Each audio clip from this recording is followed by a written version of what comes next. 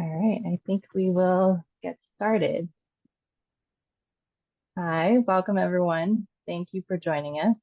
I am Carolyn Ho, California Compete's Chief of Staff and Comms Director. We're excited to dig into California's 1960 Master Plan for Higher Education on its 65th anniversary and how we can honor the plan's founding principles while meeting the moment of an increasingly diverse population and evolving economy. Before we get started, we have a quick few notes. We encourage you to submit questions using the Q&A function at the bottom of your screen. We will address as many questions as we can at the tail end of the webinar. And then today's session is being recorded, and we will certainly share the recording slides to attendees afterwards.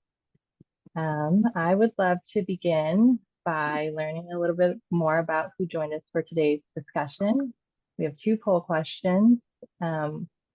What sectors do you represent? And if you selected higher education, what is your role? And feel free to give a shout out in the chat, or if you selected other, you can put in your who you represent in the chat.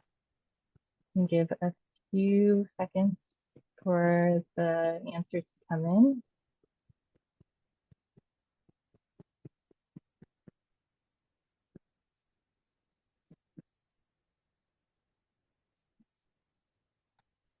All right. And it looks like we have good representation, heavily on higher education. And then for those in higher education roles, we have a good spread.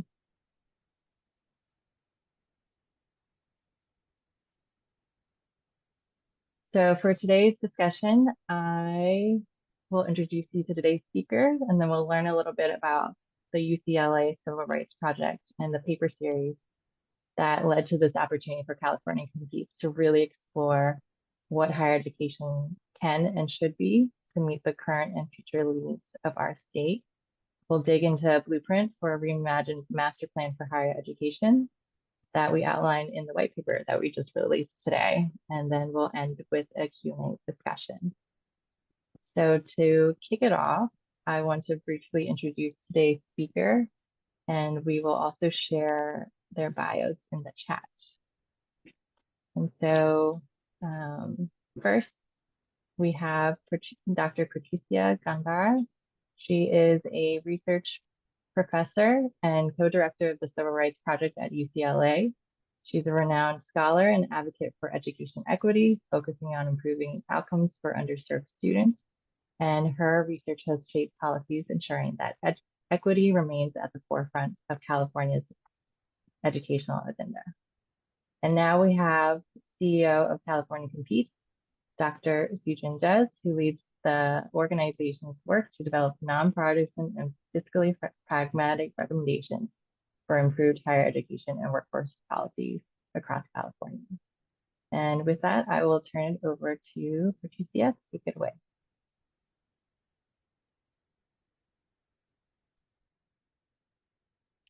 Thank you, Carolyn.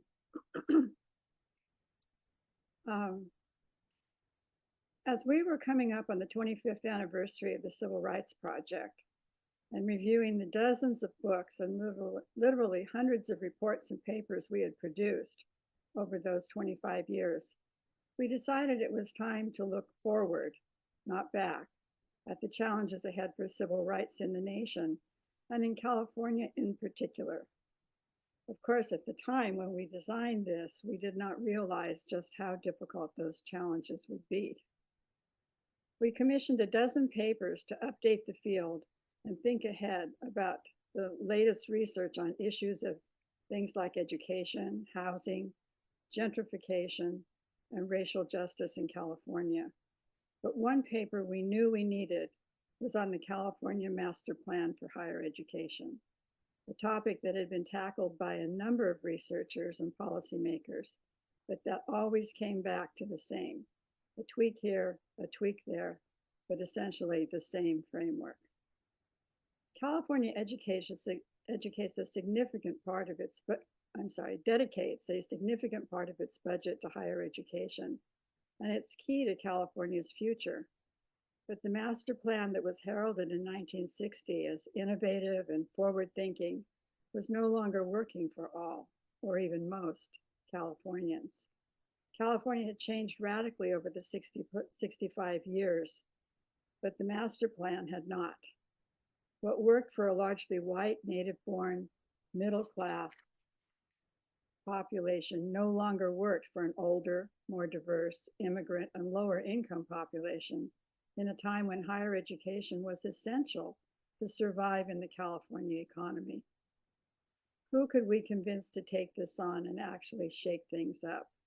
Do a paper that introduced new and bold ideas. We asked around our networks who was doing innovative thinking on the topic, who would be brave enough to take on the challenge of really rethinking the master plan, something that many had failed at already. The name that came back to us over and over was Soo-Jin Jess. When we talked with Soo-Jin, we were clear. We weren't looking for more of the same. We weren't thinking of ideas that everyone would be comfortable with or that would be easy to implement. We just wanted some fresh, new thinking that had not been introduced before. We were thrilled when Soo-Jin said that she would do this. And so what you will hear is truly out-of-the-box thinking about the California plan for higher education.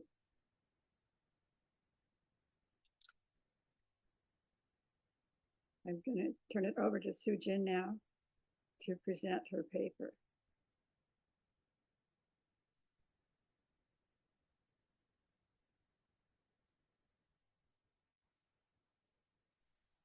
Thank you for that. Uh, I'm so excited to be here. And before I jump into the paper too much, I realize that some of you may not be aware of who California Competes is.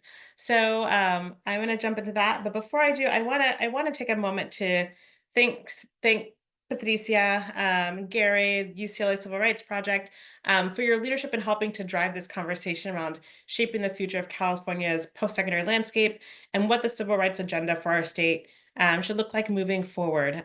So I'm really excited to be here to dig into this with you today. It was exciting to get the phone call because it's not often that someone calls and says, "Hey, can you help us think about a vision for our state and to be bold, to sort of shake some of the political realities that hold us back and think about what does our state really need to be doing to have the economy, the democracy, the communities that we think of when we think about a really vibrant California." Um, so I'm excited to share that. But before I do, a moment on who California Competes is. We're an independent, nonpartisan nonprofit that aims to solve our state's most pressing social and economic issues by conducting research on higher education and workforce policy. And we use that research to guide decision makers, like all of you joining this webinar today, in designing and implementing solutions that strengthen our economy and help our communities thrive. To that end, we've identified 4 key issue areas that we believe will help the state drive economic strength. So, increasing college access and success for adult learners. Our research has found that there are 6.8 million Californian adult learners, those with a high school diploma but no college degree, and that they're a key part of the solution to meeting our state's workforce needs. Also, aligning higher education and workforce to build stronger relationships and better pathways for students and residents to good paying jobs. Promoting agility and innovation, higher education with effective technology-enhanced learning models, the smart and ethical use of artificial intelligence, and clear cost structures. And last but not least, coordinating policy setting and implementation so that education, training, public benefit programs reach the people they're intended to serve, and decision makers have data they can use to make informed decisions, study outcomes, evaluate efforts, and improve the lives of all Californians. And you'll see in this vision for a master plan, all of these priorities are woven in there.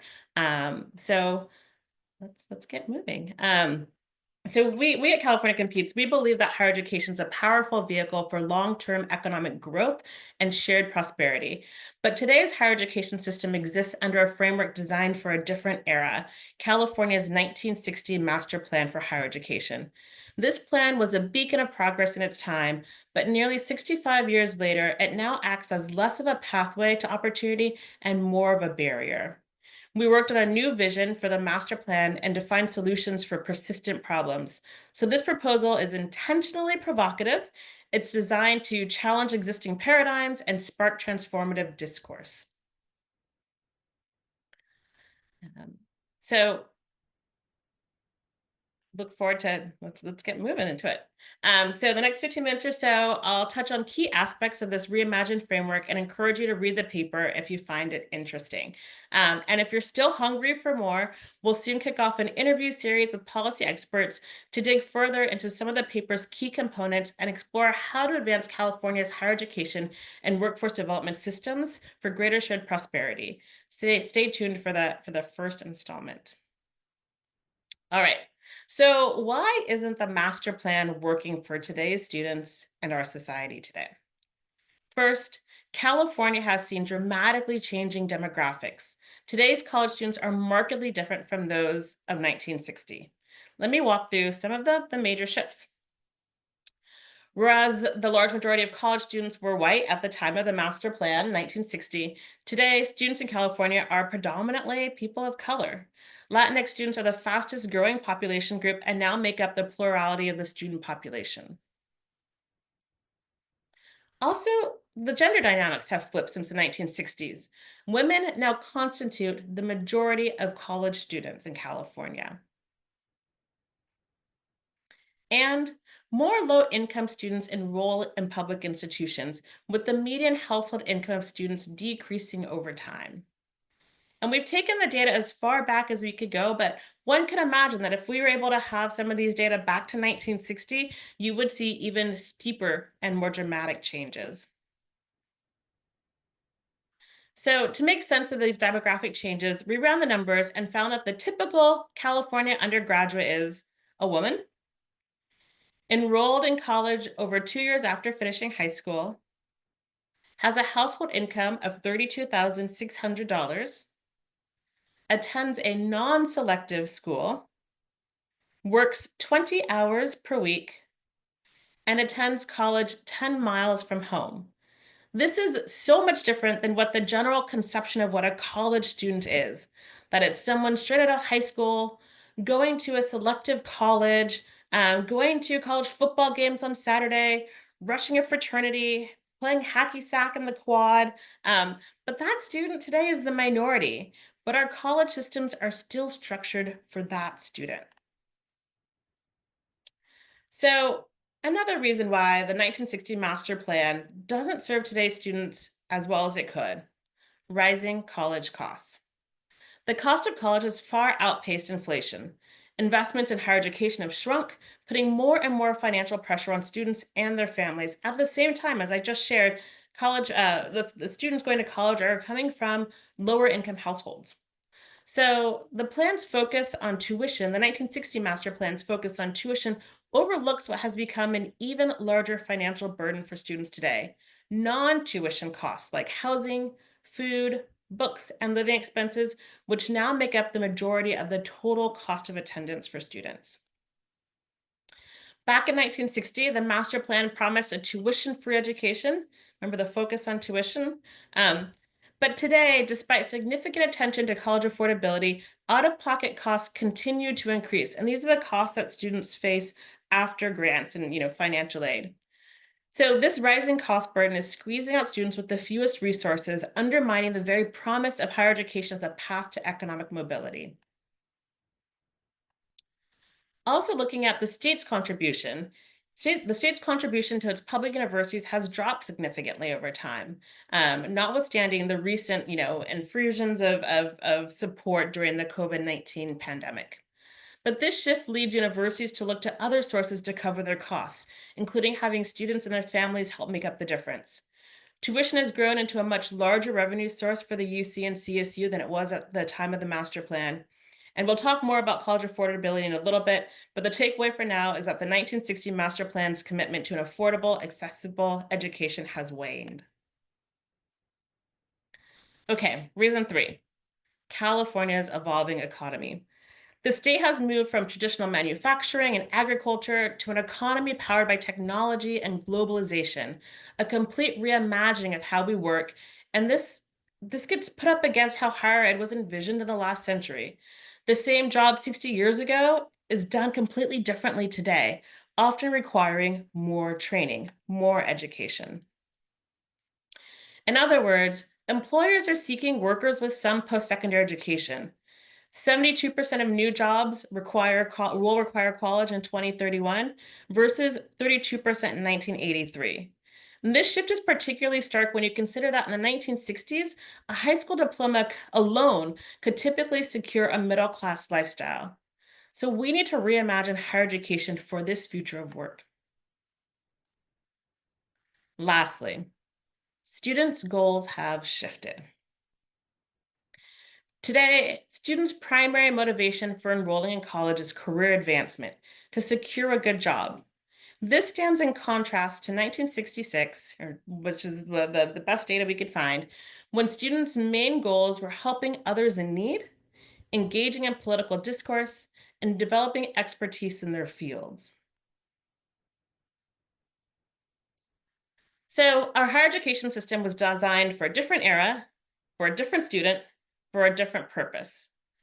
The questions that we're seeing in popular media today around the value of college, I wonder, are they driven by these misalignment? Um, so, oops, sorry. It's time that we refocus our higher education system on students' needs. The 1960 Master Plan's primary focus was bureaucratic and structural.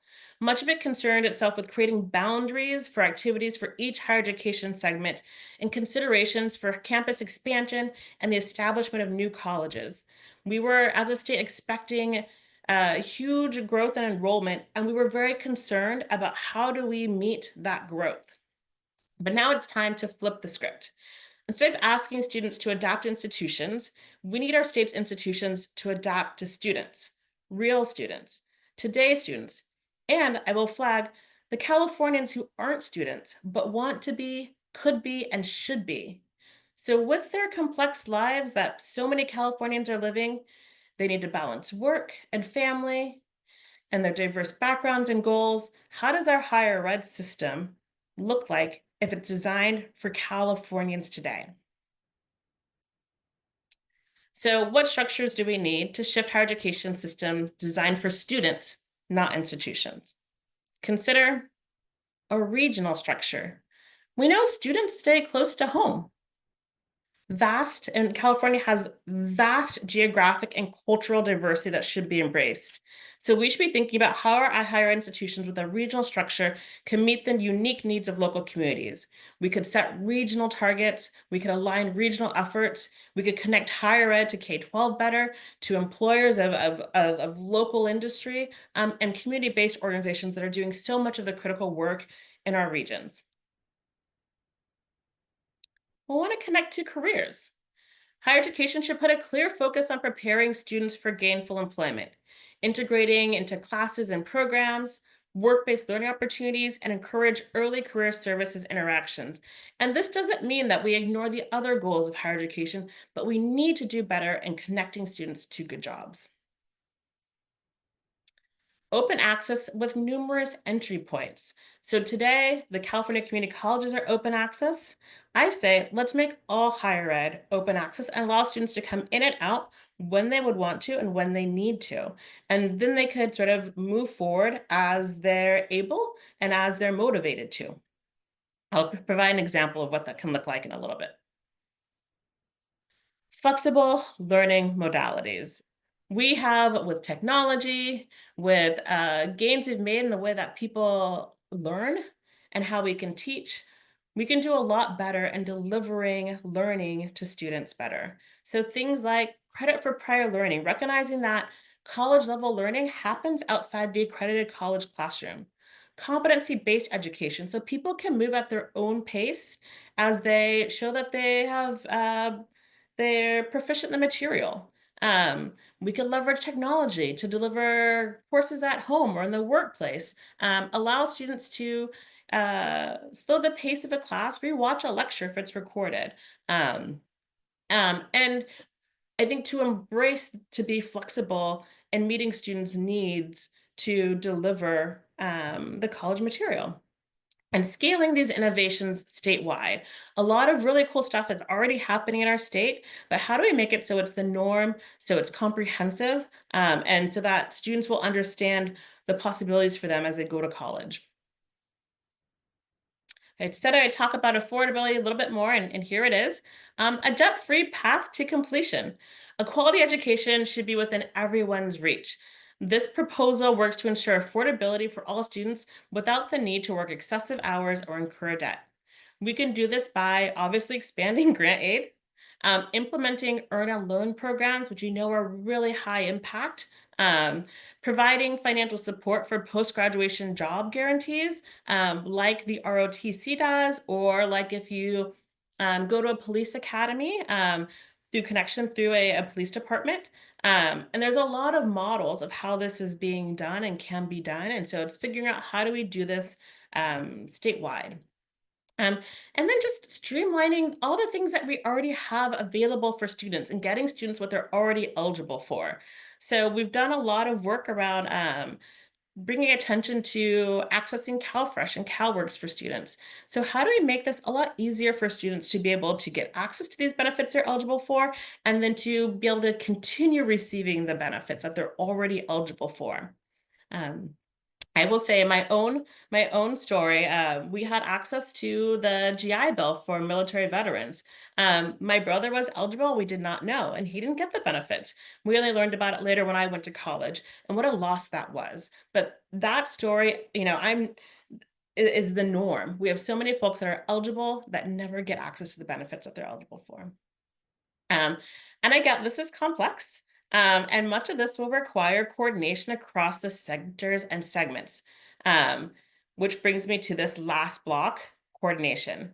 So the original master plan, the 1960 master plan, recognized the importance of a coordinating body to oversee and align the operations across the three segments. But it's a part that we've let go of the master plan, but we still need it today. And in many ways, the lives of students, the role of higher ed has become much more complex. So imagine if we had an independent entity to support state policy leadership and administer cross-sector and intersegmental programs. If it had sufficient authority and resources, it could drive meaningful change to higher education, workforce development, and help our systems work better for Californians. It could serve as a conduit for feedback to the legislature and the governor, providing key insights to the execution of programs and changes needed to better serve our state and students. Higher education funding could be better leveraged to expand access for Californians previously left behind, promote post-secondary engagement and success, and improve transitions into higher ed, out of higher ed, into the workforce, and back and forth as we're seeing increasing that people are lifelong learners coming in and out of educational systems, and it can ease the burden on individuals to navigate this really complex higher ed system. And to do this, coordination really is the linchpin of this plan and of the work, and of any sort of like complex multi-stakeholder initiative. It would ensure that our state's higher ed and workforce development systems work with students in mind first. So this year, we've seen movement for coordinations gain significant traction, and we hope that we'll be able to make it across the finish line and get something that I think will be really pivotal for our state to achieve the sort of promise that higher education holds. Okay, let me make this a little more concrete. I have two examples, two siblings through this sort of their journeys and this reimagined higher ed system under this new master plan. Okay, so we have Guillermo. He's a recent high school graduate from Fresno. He wants to go to college, but he doesn't know what he wants to study or what type of degree he wants. Fortunately, he has a clear pathway to California University Central Valley. Because California University is open access, Guillermo does not have to navigate a complex college going process where he has to know what courses to take from when he's a freshman in high school. And, which was maybe significantly before he thought about college as the right path for him. So, California University's open access, he's able to enroll. After his first year there, he realizes his passion for chemistry and takes a position as an undergraduate research assistantship with a professor. This is a work based learning opportunity, and it deepens his understanding of chemistry and builds his professional work experience. He finishes his bachelor's and decided to pursue a career in research and a PhD in chemistry. He moves to LA, seamlessly enrolls in California University, LA, and completes his PhD. Guillermo has a sister, Rose, and she takes a less traditional but more common route through college. Rose wants to be a nurse and starts college immediately after high school, but she stops out after a year to focus on family. A decade later, Rose is ready to return to college. She now lives in Redding, so she enrolls in the nearby California University Far North. California University Far North pulls up her previous college transcript, and she's able to seamlessly continue her educational journey to become a nurse without losing credits. And because she cares for her two young children, she appreciates the option that they have to take some of her courses online. Rose isn't initially sure how far she wants to go with her education, but she's comforted by the fact that she can progress in her classes and make the decision later. Ultimately, because she secures a good job after completing the associate's degree, she stops there, but knows she can easily return to California University for further credentialing in the future. In addition to Guillermo and Rose, millions of real Californians stand to benefit from a reimagined system. Now is the time to reset our vision for higher education and build a system that serves today's California and paves a pathway for a brighter future. So again, I encourage you to read the paper in a lot more detail. Of course, I'm a little biased. I think it's a great read, but I'm happy now. We wanted to save a significant amount of time for some questions. So I'm going to stop share. I'm going to turn it back over to Patricia. We have some questions prepared, but we would love to hear from those of you that carved out the time to join us live to hear your questions. So please submit your questions on Zoom. Carolyn's also going to join us to bring in the questions from you all here right now. Okay. Can you hear me? Yes. Okay, I saw that there had been a little bit of a problem with the sound earlier. But So we cannot see you. do you want to see me? And we would love to see you. It says unable to start video. You cannot start your video because it is disabled by the host. Oh dear. Okay, well, guess we will not do that then. Okay. All right. So I do have a few questions for you. Starting with, when I first approached you with this idea, Sujin, what compelled you to say yes? We worried terribly that you would just think we were crazy, but what drew you to focus on reimagining the master plan, and why does this work matter so much to you personally? I think you've told us a little bit about how this personally affected you, but yeah, please tell us what allowed you to say yes. Yeah, it's funny because that moment when you approached me, I had been mulling some of these ideas for a while in my head, and saying yes gave me this opportunity to think big and be a little less pragmatic than I am in my usual work at California Competes. And it was a worthy challenge to sort of put together all the pieces we're working on towards a sort of a coherent document. And it was exciting to think about, I think, the big questions, which I did not go into much detail in the past few minutes, around like why, like what is higher ed's role in California? Like why should we invest in higher ed and what are we trying to get out of it? So that's in the full paper because I think we do need that really high level vision so that we have sort of a direction we're all marching towards. And so one thing I think about is growing up, I didn't know anyone that completed college. Um, and sort of all the missed opportunities that I had along the way or were in my family too. And so I feel like I've had a lot of thoughts around things that could have been improved. And I was a very focused student. I didn't know anyone that finished college, but I knew that I was going to college, whatever that meant. And so this was really a time for me to think about you know, like the student of today. Like, how do we create a system where the burden isn't on being sort of like a savvy individual to navigate it? And we take as much of that burden off of the individual and we put it on the state to make it easier. And so that California can focus on the hard work of learning and not the hard work of bureaucratic. Does my high school offer the A to G curriculum? Am I taking the right class? Should I be taking Algebra 1 in 8th grade? Should I wait till, I mean, all of these decisions that we put on individuals to navigate because our other systems are sort of inadequate.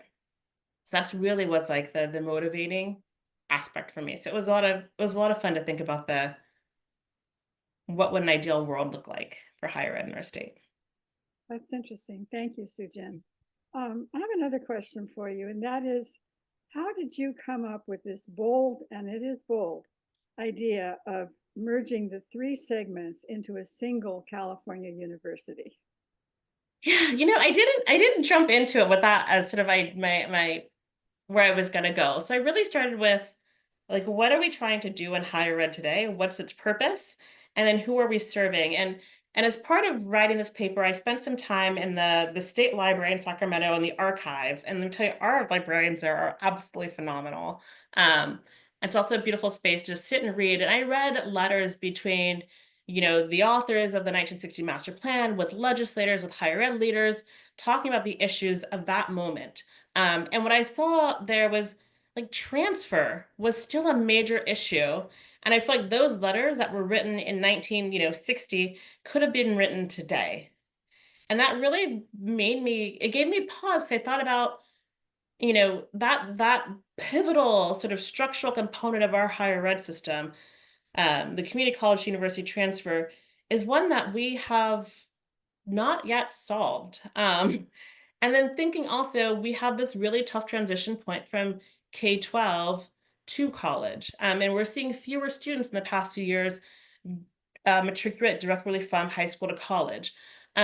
So seeing these transition points, I really thought, why do we have them? Can we get rid of them? If we can't solve for them, maybe it's time to go. So I began to play with this idea of let's get rid of transfer. And then I thought, well, how do we admit students into college? So what it really ended up coming down to was, well, what if we just created sort of one higher ed system that was open access and allowed students to move forward as they were motivated and able? And we didn't sort of create a structure earlier on. And I thought about, well, what about faculty, the role of the UC versus the community college and the CSU? And my thought there, which is touched on in the paper, as we could also let faculty specialize. So if we wanted faculty who wanted to be more research intensive, they could have that role. If they want teaching intensive, there are faculty that love service, that we allow for that. And it also allows for um, sort of all faculty to be able to engage with a wider and diverse group of students. And I feel like it also really leveraged the opportunity aspect and not sorting so early on. I didn't feel compelled to sort of have a sorting mechanism right in the get-go if we can't figure out the transfer piece later. I'm seeing a couple of really interesting questions that are being posed. And I think Carolyn was going to pick up on a couple of these. Um, Yeah, Suzanne, Carolyn's monitoring chat. Carolyn, are there some questions you want to bring in? I want to suggest, Carolyn, that you might take a look at Susanna Cooper's question. Could Hi, you say Susanna. could you say more about the need to soften the hard boundaries of the current master plan? Yeah, so the hard boundaries that Suzanne is referring to is between the UC, CSU, and community colleges. I sort of get rid of them completely.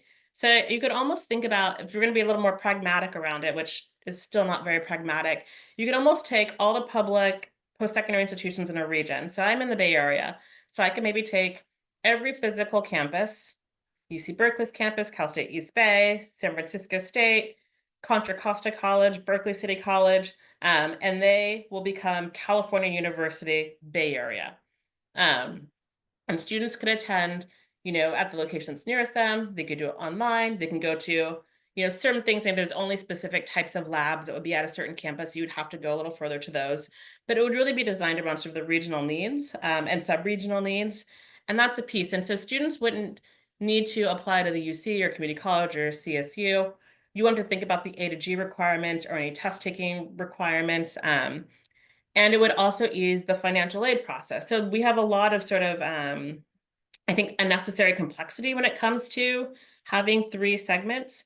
And so I think it moves that complexity, or hopefully it removes that complexity and then allows for us to focus on places where we must have complexity, which I'm thinking about things around how do we better connect higher ed to the workforce in a way that's authentic and focused on learning and building of skills and individual development. How do we deepen the role of higher education with regards to society and like civic engagement? I think we can focus on those and focus less on sort of like administrative complexity that I think in the end poses to exacerbate the inequities that we see in society. Very good. So I want to take my privilege here as as the commentator or the questioner, and just ask the second part of Susanna's question, because it's something that we have worked on a great deal at the Civil Rights Project, and that is the community college BA. What are your thoughts about the potential of the community colleges to confer the BA degrees? Yeah, so that's a great question. And I think it's another example of where we've had these intersegmental challenges because we are living in this master plan that's 65 years ago, where it says, the community colleges will not issue, um, bachelor's degrees. And we're seeing sort of the shift in missions. And I feel like we hang on to the 1960 master plan when we want to, that the CSU, I actually don't know if this is what has happened, but the CSU might say like, hey, you can't do that. That's our role. But likewise, the CSU now offers doctorates, which was a UC role. So I think it's another place that highlights where the 1960 master plan creates more problems than it's helping to solve today. And I do think that's an instance where we should be thinking about, well, what does this community need? Um, if you're in a community where you need a bachelor's degree in this certain skill and there's not a university to offer it, we need to solve for that. And there could be many solutions. I think, could it be the community college offering the bachelor's degree? Could it be online credentials? Uh, could it be connections to employers? Um, and so I think just removing those what I think are sort of artificial and unnecessary boundaries would be helpful. So we wouldn't have to have a community college baccalaureate uh, degree because we no longer have these like community colleges will offer sub-baccalaureates and the CSU will offer up to master's degrees and the UC will be sort of our doctoral. They would be one. I really appreciated your comment earlier about the problem of transfer. I think it's one of those things that we have known for decades. We have hard data on that a big problem with getting through college successfully is transfer. And what you're talking about would actually, I'm assuming, get rid of the whole notion of transfer. So let me ask you another question. Regionalization. Why is regional structure critical to advancing equity and accessibility for California students? Your idea of having all the campuses in a region replicated across the state. Yeah, so I think, one is thinking about like who our students are. Most students will stay close to where they grow up. So it really was connected to the realities of where students are. The other piece is California has this tremendous diversity. We are a huge state with tremendous diversity, and I think it should really be embraced. And the way I saw that was through sort of a regional structure. And by diversity, I mean, racial diversity, of course, around, we see differences like in our economy, our geography, and how that drives the economy, versus like forest versus coast. And so I think that was the piece, was embracing the diversity that is visible by region. I could imagine other strategies that could also be another way to structure it, but it made sense to me for the reason that students stay close to home and the diversity that is apparent when we look at our state by regions. Thank you. Carolyn, do you want to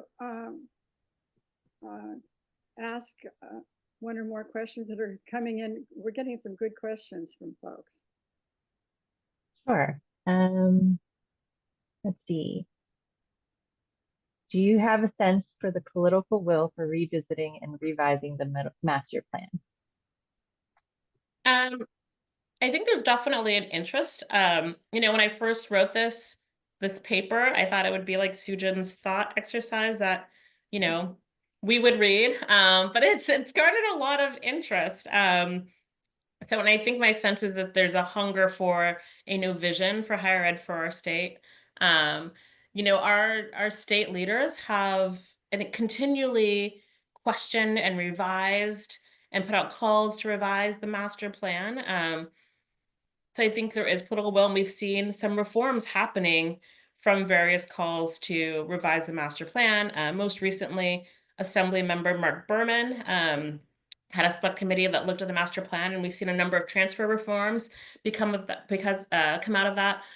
We've also seen, the governor just recently released a master plan for career education, focus on sort of strengthening alignment between education, TK to 12, higher education, and the workforce. So I think there is an understanding that we could be doing a lot better in higher education to be an engine of economic mobility versus an engine of social stratification, which in many ways it sort of replicates the social stratification. Um, but we've created this great system with these three structures, and I think anything that's really a significant reform like what we've proposed, what Assemblymember Berman's working on, what the career master plan for the master plan for career ed pushes against institutional impulses. I feel like the great Jack Scott has phrased it as that the CSU, the UC, the community colleges, their impulse is always going to be to protect themselves as organizations, and that's what organizations do. So I think that will be sort of one of the real challenges is how do we get greater coordination and collaboration, even if we keep the three separate segments. How do we get them to work better together? And that's why I think that my last point around having a coordinating entity with some authority and real power will be really critical to moving any sort of significant reform forward in our state. I would like to second that, Sujin. As a former commissioner for post-secondary education for California, I was really sad to see the CPEC dismantled. Not that it was operating at the best level that it could, but as a coordinating body, I thought it was really important to have something like that. I think along the same lines, we have a second question on the coordination front. What did we learn from CPEC's role before it dissolved? It was dissolved, and what were the pros and cons of that coordinating body? That is a great question. And I'm hoping like someone, Charlie or Caroline, someone on the team can dig up some of the stuff that California Competes has written on this. So I think some of the real benefits of having a coordinating entity that I see today, and I would not advocate to like just fund CPEC. I think we do need to sort of think about what does this moment need? What does the future need? When we think about coordination, I think it'll be a little bit different, or maybe a lot different than what CPEC was. Yeah. I mean, I think the things that I really see are really critical are, as Patricia mentioned, a space for when there are intersegmental issues or challenges or opportunities for the segments to be able to hash them out, a forum for that. So to talk about the applied baccalaureate, the community college applied baccalaureate, there wasn't a space or isn't really a space for the community colleges and the CSU to sit down and really figure out how do we make this work. And so I think that would be really, really critical as one piece. I also think a lot about how we implement intersegmental programs.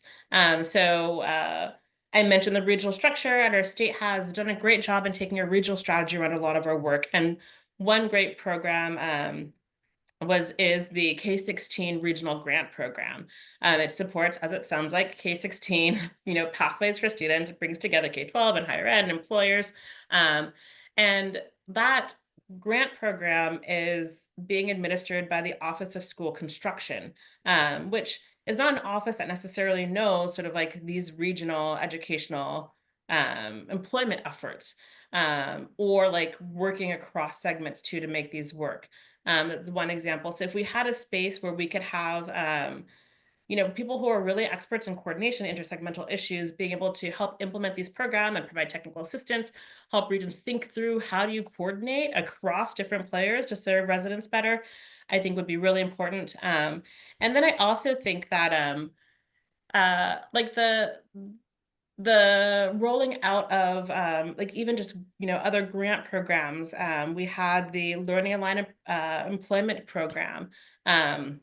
Which was a program to support work-based learning in higher ed. And so it would sort of subsidize students to take on work-based learning opportunities tied to their program of study. This program really struggled to get launched, I think, because higher ed struggles to connect with employers. So it was hard for higher ed to say, now, okay, we're going to do this. This is great. Now, how do we integrate an internship program into the statistics bachelor's degree program? Um, that's work that faculty, deans, chairs have not really done before and has not really been a part of their job before. So it's really hard to just say, like, here's the money, go do it. We really need, I think, a state entity to be able to support higher institutions in making these changes, to be looking towards careers and the workforce to do that work better. And every faculty member, every chair I've talked to has wanted to be able to offer these work-based learning opportunities for their students, but it's just not something they've done. So it's how do you do it and how you do it in a way that actually enhances and deepens learning. It's a non-trivial request, and to do it at scale. So I could go on and on and on and come and identify sort of other opportunities where we've had these great ideas, we know what works for students, but we struggle to roll them out because we don't have a good place in our state to implement complex intersegmental programs. And I will also do a small plug for the California Cradle to Career data system. I'm on its governing board, and I do think the Cradle to Career data system is a really critical part of better coordination in our state, that we're going to be able to better understand the pathways of more Californians as they navigate our educational systems, our workforce systems. And we just included, just voted, I think, the last governing board meeting to include a wide swath of workforce programs from our labor agency, which I think will be really, really interesting to see too. Like how are folks using both the traditional higher ed and education system programs in the traditional workforce development system, and what do the outcomes look like? And then ultimately, how do we better serve Californians? But this is like a complex space that requires coordination. So it's not just labor, it's not just K-12, it's not just UC, et cetera. We've got to work together. Right, and that's what I saw as being the big loss of CPEC, because CPEC had the opportunity and actually was required to collect data across systems. When we lost that, we lost the ability to view what was happening cradle to career. So I think that's incredibly important also. Carolyn, do you want to take another question? And we have about 10 minutes. We can move on. Sure. Someone asked about what do you think about AB 95, AB 95, about the establishment of the California Education Interagency Council and what it might be able to do. Yeah, I'm very excited about AB 95. So this is, as Carolyn said, the California Education Interagency Council. It would be a council that's sat in our government operations agency, which is kind of like our state's backbone, I feel like, agency. It's a neutral space. But this council would include the heads of our public education segment and sort of entities that are focused on employment, workforce development. So like the UC president, CSU chancellor, community college chancellor, state superintendent for public instruction, state board of education president, probably missing some, head of GoBiz, the secretary of labor. I think the secretary of the Department of Consumer Affairs, which has both the Bureau for Private Post-Secondary Ed, which oversees private for-profits, but also handles licensure. And so this entity would really focus on like creating a forum, like I had mentioned. It would provide sort of analytics to really help set the direction and goals for our state. And I think would be really formative and sort of a space where we both also have space for, faculty and employers to raise their issues and to weigh in. And I really feel like to get to better solutions. And then with the council, it's their jobs to then, implement so they can take it back to their segments, knowing sort of what the other issues are and then sort of like the intersegmental challenges and work together better around, these specific intersegmental cross-sector issues. And to be clear, it would not replace, the UC regents or CSU trustees. Like any sort of segment specific issue remains within its governing boards. It's those intersegmental uh, um, issues and opportunities that this agency would take on. Well, let me ask you the big question, the elephant in the living room here. What do you think is the feasibility of this model?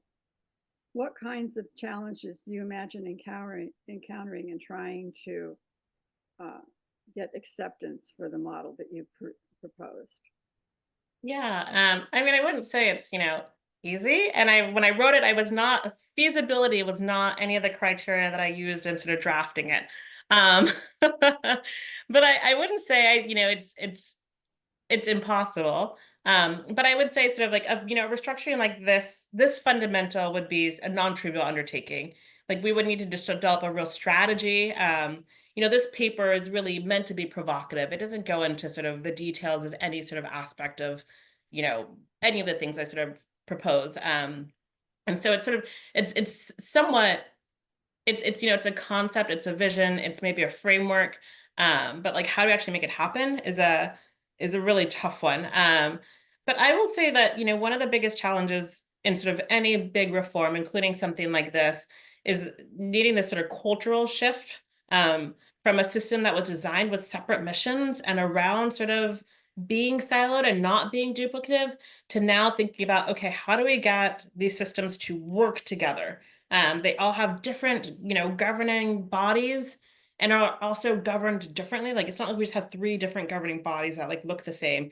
They also very structured very differently. Um, but I think I think we will see more and more momentum if I think we could get to something that feels very similar to this to a Californian, where we're beginning to blur some of the boundaries that aren't helpful for the individual. That we can, improve transfer. We have, for example, or transitions. There's a bill in the Senate right now that looks to do direct admissions for the CSU. So now that we have, systems include, in the Cradle to Career Data System, the California Colleges Guidance Initiative, um, allows high school students, we could use that data to directly admit students to the CSU.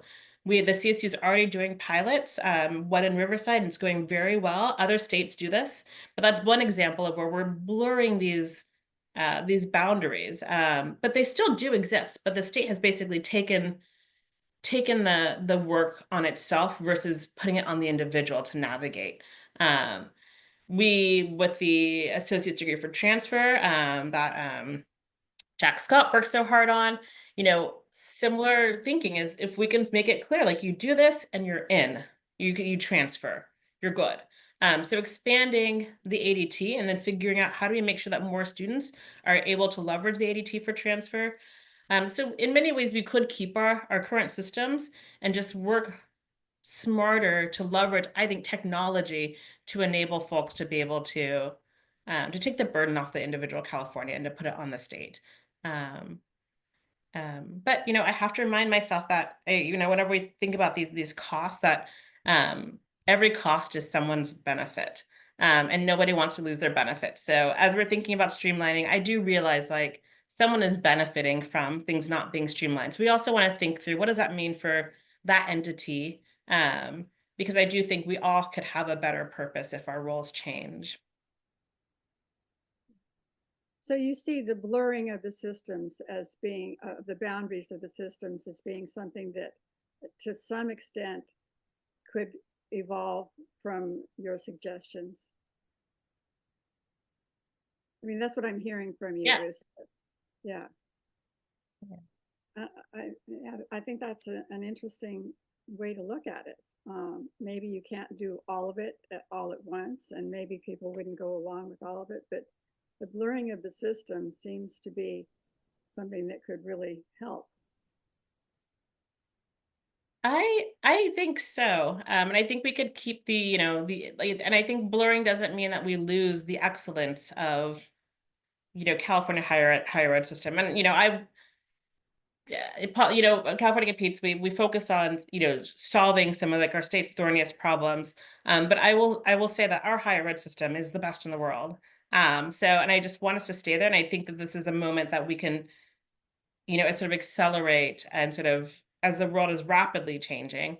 Like how do we stay on the vanguard? How do we continue to be the ones that are creating new models that the rest of the world will follow, and sort of how we educate our citizens, our residents?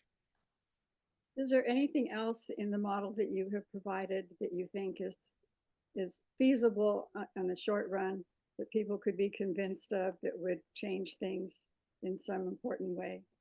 Yeah, I think the tide of careers is one that I think a lot about, and then related the role of technology. And the tide of careers I think is somewhat straightforward. It's what students are demanding, and I understand that just because someone demands something doesn't mean that that's what is the right thing to do. But I think in this instance we could be doing a lot better still to help connect students to careers. And I will say it's particularly important for first generation college students, um, who are a growing share of, as we think about the 1960s versus today, like a first gen student is increasingly the norm. I think about my own, like I didn't know professional careers. I, went to college, I was graduating with a bachelor's in statistics. And I ended up in my first job because I received an email that said, what do you do with the degree in math? Go work on Wall Street and make, I remember it's $1,000 a week. And I was like, oh my gosh, that's so much money. I don't know what Wall Street is. I'd never been on a plane before, and I went to New York. I interned on Wall Street, and that was my first job out of college. Not because I like knew anything about stocks or Wall Street. I didn't even understand like how someone can own a stock and own part of a company. But I was like, this pays so much money. But I feel like I end up on my right path today. But I think particularly for so many first gen students, like we don't have, I feel like the professional capital in our homes and our neighborhoods, that it's incumbent on higher ed institutions. I feel like it feels like the responsible thing to do, um, is to then think about how do we help students launch into their next role. And I'm excited that, in the CSU, the chancellor has announced that they're looking at, beyond the baccalaureate around where students go, whether it's grad school or careers, is really, really critical. And I think is one of the most important equity questions that higher ed should be thinking about right now. Because it's not enough just to graduate students and sort of be done with them. Because we see students are really struggling to transition to good jobs. And that has a huge ripple effect in our communities. And then I think the role of technology. We are California. We are like the innovative like hub for the world. I would love to see our higher ed systems really embrace that and think about not is technology, is online, is AI good or bad, but instead to think it is here. How are we going to be prepared for this? How do we leverage it in the way that best supports our students, our faculty, our institutions? And I think that California should be and hopefully will be leading the charge around what is technology, like ethical, accessible, quality technology use in higher ed look like. And there's really cool work, I will say, happening in our state. I am on the advisory board of Attain with Zach Pardos at UC Berkeley, doing really cool work thinking about the role of AI in transfer. And these are a lot of bright spots, but I would love it if this was like the norm. And one more plug, is the California Education Learning Lab, which is a state entity that supports faculty and public higher ed in our state, the UC, and community colleges, to leverage technology and innovation, particularly around STEM and learning, and is doing, I think, some of the best work in our state. And I will say that it's like its funding is under threat, and the governor's may revise. So I hope the funding stays, because that kind of work is what we need. We need to be funding innovation in our state. And I think particularly innovation that's driven by faculty. I know we're at 2, sorry. Okay, I see we're at time now. I would like to just ask you one quick question, Sujin. And that is, if there's one message that you're hoping that attendees will take away from today's presentation, what would that be? I think if we want to truly connect all Californians to education, educational opportunity, we have to design our systems to work together. Our state's promise of shared prosperity depends on it. Thank you very much. Carolyn, you want to close out? Yeah, and with that, I know there was tons of questions that came in that we didn't get to. We will try and do a follow-up after. Thank you for joining us to mark the 65th anniversary of the master plan, both Patricia and Susan. I encourage everyone to read the full paper, which you can access via the link in the chat. And then this is just the beginning of the conversation. To continue exploring these ideas, we're launching an interview series featuring thought leaders from across the state to really dive deep into what it will fundamentally take to reimagine California's post-secondary education. So stay tuned, and thank you for being part of this critical dialogue. Thank you. Thank you.